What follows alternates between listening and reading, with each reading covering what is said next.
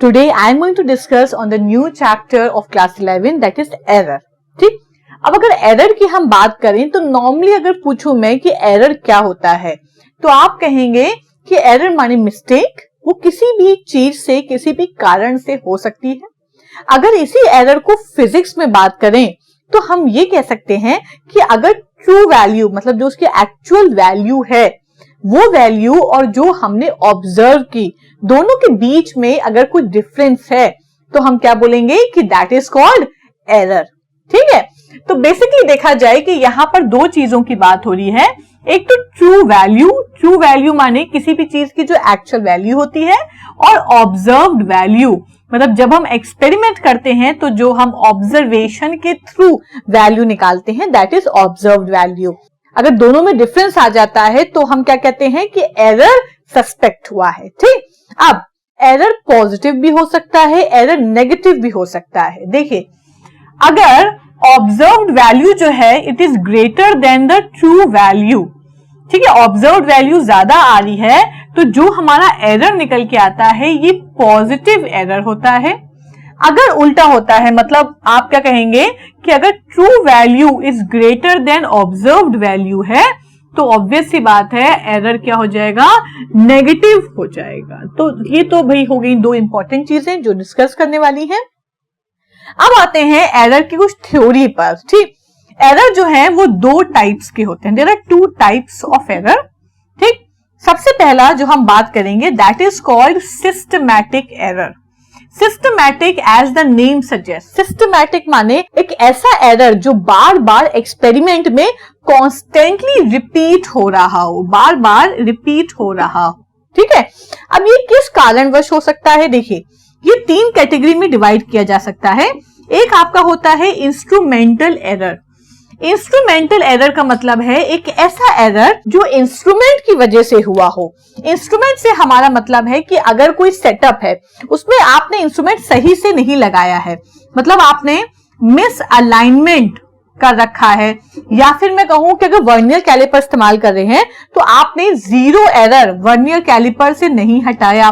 मतलब एक्सपेरिमेंट में अगर कुछ फॉल्ट है या उसको हॉरिजॉन्टल रखना चाहिए था, बिल्कुल हॉरिजॉन्टल नहीं है, तो हम उसको बोलेंगे कि वो एरर इंस्ट्रूमेंटल एरर की कैटेगरी में आता है।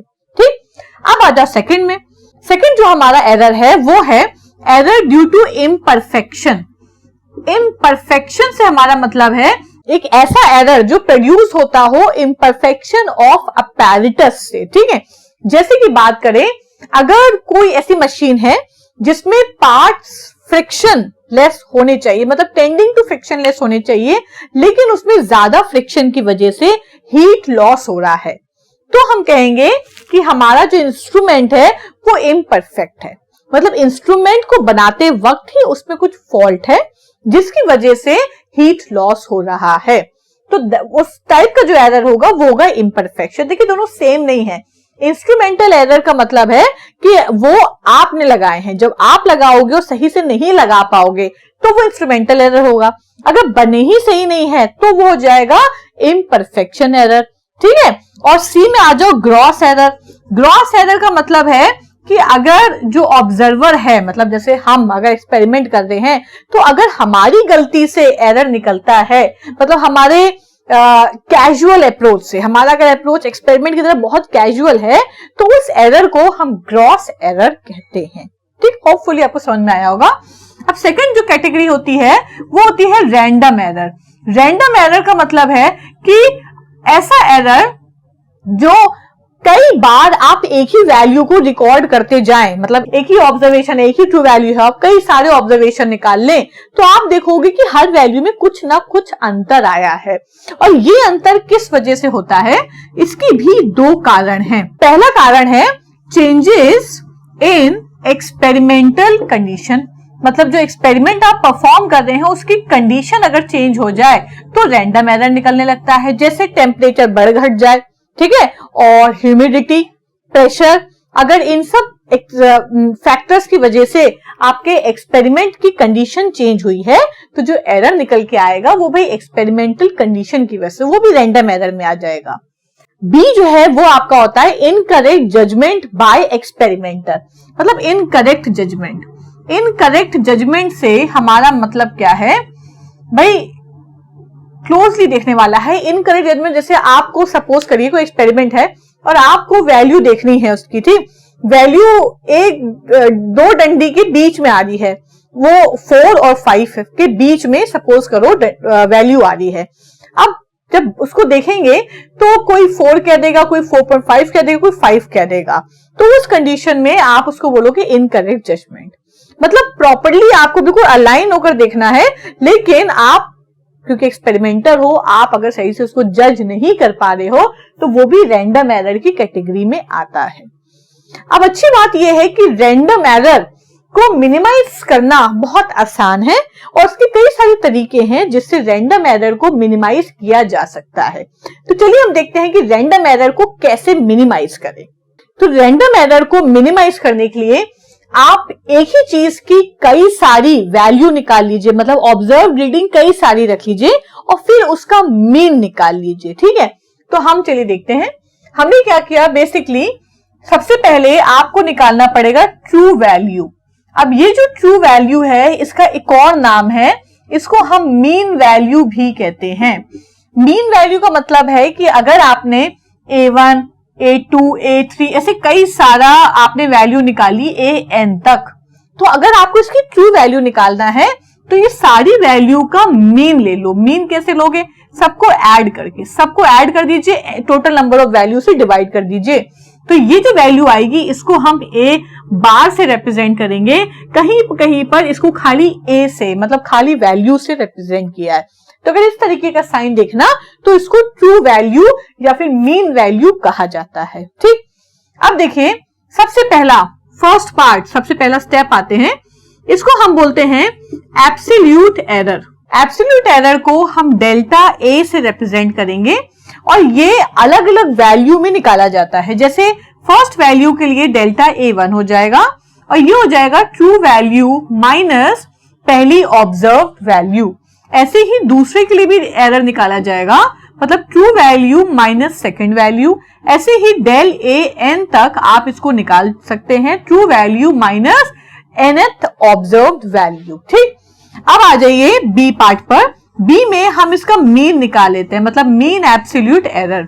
तो मीन एब्सोल्यूट एरर के सभी वैल्यू का मीन निकालना पड़ेगा, मतलब इसको हम डेल A बार से रिप्रेजेंट करेंगे और ये हो जाता है आपका डेल्टा A1 प्लस मॉड में रहेगा, मतलब पॉजिटिव वैल्यू ही हमको चाहिए, ठीक है।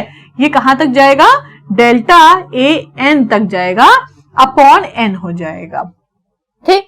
अब सी पार्ट पे आते हैं। सी जो एरर है उसको हम बोलते हैं रिलेटिव एरर, या फिर इसका एक और नाम है, इसको बुलाता है फ्रैक्शनल एरर, ठीक।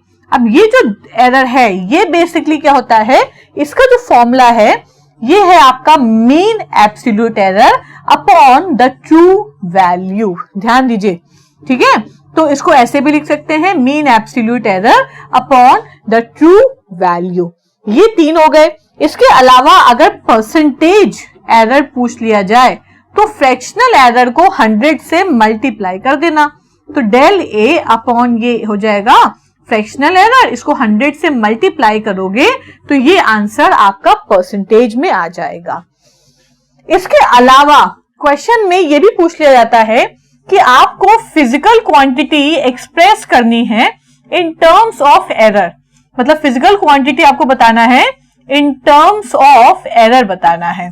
तो इसके लिए बेटा आपको क्या करना पड़ेगा, आपको सबसे पहले ट्रू वैल्यू लिखनी पड़ेगी plus minus mean absolute error, मतलब डेल्टा A बार। इसको बोलते हैं physical quantity in terms of error. कि जितने फॉर्मूले हैं ये बड़े इंपॉर्टेंट हैं क्योंकि इन्हीं पर बेस्ड क्वेश्चंस हैं जो आपके बुक में है। कुछ नहीं करना है, सिर्फ फॉर्मूले अप्लाई करना है, ठीक। चलो अब हम नेक्स्ट पार्ट पे मूव ऑन करते हैं। नेक्स्ट है हमारा कॉम्बिनेशन ऑफ एरर्स, ठीक है। अब कॉम्बिनेशन ऑफ एरर्स बहुत आसान है लेकिन इस पर क्वेश्चन भी आता है। Combination of error plus minus multiplication और डिवीजन को इंक्लूड करता है। जैसे अगर z की वैल्यू है x प्लस वाई, तो इसमें अगर एरर ऐड किया जाए तो क्या हो जाएगा, z plus minus del z, x में किया जाए तो x plus minus del x हो जाएगा और ये y plus minus del y हो जाएगा। ये एरर है, delta z, delta x, delta y। तो मैक्सिमम पॉसिबल जो एरर होगा वो क्या हो जाएगा, delta x plus delta y हो जाएगा। अगर माइनस है, ठीक है, अगर आपका z is equals to x minus y है, तब पर भी मैक्सिमम पॉसिबल एरर आपका delta x plus delta y ही रहेगा। ठीक है, अब आ जाओ मल्टीप्लीकेशन में। भाई मल्टीप्लीकेशन की अगर बात करें, अगर z is equals to x multiplied by y है, तो इस कंडीशन में जो मैक्सिमम पॉसिबल एरर होगा वो देखिए क्या होगा, वो होगा del z upon z is equals to, ये मैक्सिमम एरर है जो मल्टीप्लीकेशन में निकाला जाता है, delta x upon x plus delta y upon y। ठीक, अगर डिवीजन है, दोनों को डिवाइड कर रहे हैं, तब पर भी आपका मैक्सिमम पॉसिबल एरर यही निकलने वाला है। इसको समझने के लिए चलिए एक न्यूमेरिकल कर लिया जाए। ये हमारा क्वेश्चन है जिसमें लेंथ आपको दे रखी है। ठीक, ये 5.7 इसकी ट्रू वैल्यू है और आपको पता है कि प्लस माइनस लगाकर हम क्या लगाते हैं, मीन एब्सोल्यूट एरर। ठीक, ऐसे ही ये ब्रेथ की ट्रू वैल्यू है और ये आपका मीन एब्सोल्यूट एरर है। आपको एरिया की वैल्यू निकालनी है विथ एरर लिमिट्स, मतलब एरिया का आपको क्या निकालना है, true value plus minus mean absolute error निकालना है। ठीक, तो सबसे पहले अगर एरिया की ट्रू वैल्यू निकालनी है तो कैसे निकालोगे, true value of length multiplied by true value of breadth, यही रेक्टेंगल का फॉर्मूला होता है। तो लेंथ इंटू ब्रेथ कितना दे रखा है, 5.7 इंटू 3.4, मल्टीप्लाई करोगे तो आंसर आ जाएगा 19.4 सेंटीमीटर स्क्वायर। ठीक, ये तो हो गया आपकी ट्रू वैल्यू।